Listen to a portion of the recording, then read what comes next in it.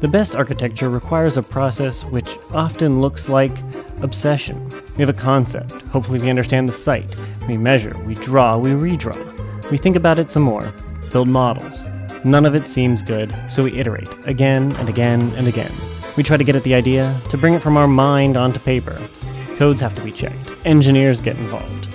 Everything goes into the computer and we figure it out all over again. We read some more. We look at case studies, get material samples. Eventually, this culminates in our minds, in representation, and hopefully as built work.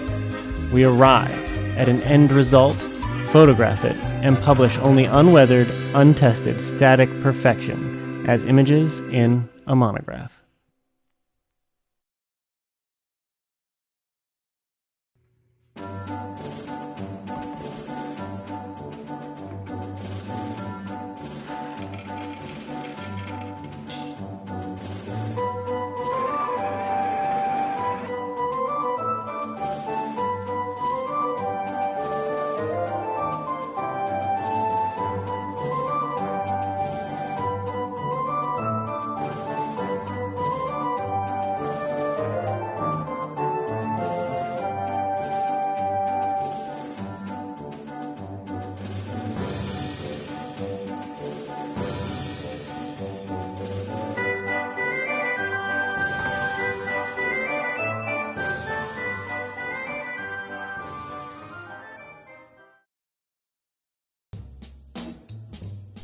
It can't be a coincidence that, for me, making coffee reflects this type of a process.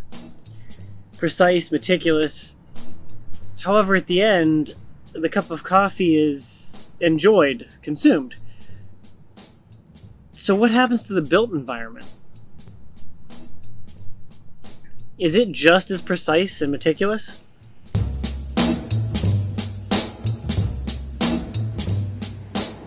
The reality is that the built environment is consumed as well. Humanity and nature both weather buildings, and they deteriorate, are repaired, they are modified and destroyed. The reality is hardest for those with the most perfect images, because they were meant only to be remembered as such.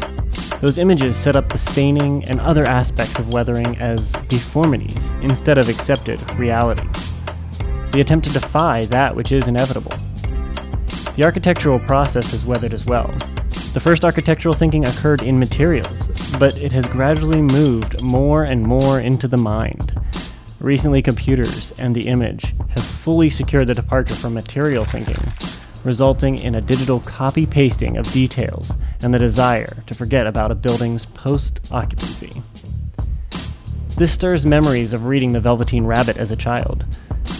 "Real isn't how you are made," said the skin horse. It's a thing that happens to you when a child loves you for a long, long time. Not just to play with, but really loves you. Then you become real. This realness is accompanied by a shabbiness. This realness isn't something that happens to those who have to be carefully kept.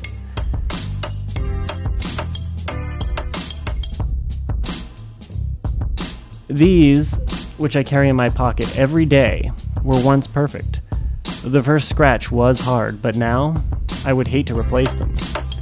I suggest a return to materials, not to understand them scientifically, but to understand their shabby, imperfect, and real qualities. Zinc, EPDM rubber, slate, cardboard, these are just four materials, but to me they represent a range of contrasts and similarities. Zinc, a metal that sacrifices itself for steel. Inherently shiny, dense. EPDM rubber, dark in color, but lightweight and flexible. A skin, an artificial alternative to a natural material. Slate, also dark in color, but heavy, brittle, and layered. Cardboard, a ubiquitous material designed to be strong, but temporary. This return to material thinking gives space for materials to tell their stories and to be the teachers, to appreciate the ways materials may accept natural and human weathering differently, to see differing material timelines and how they can be embraced. to be open to something new, to learn something outside of assumption and expectation. To let these materials teach us how to design not for an image, but for the very real life a building will live beyond the image.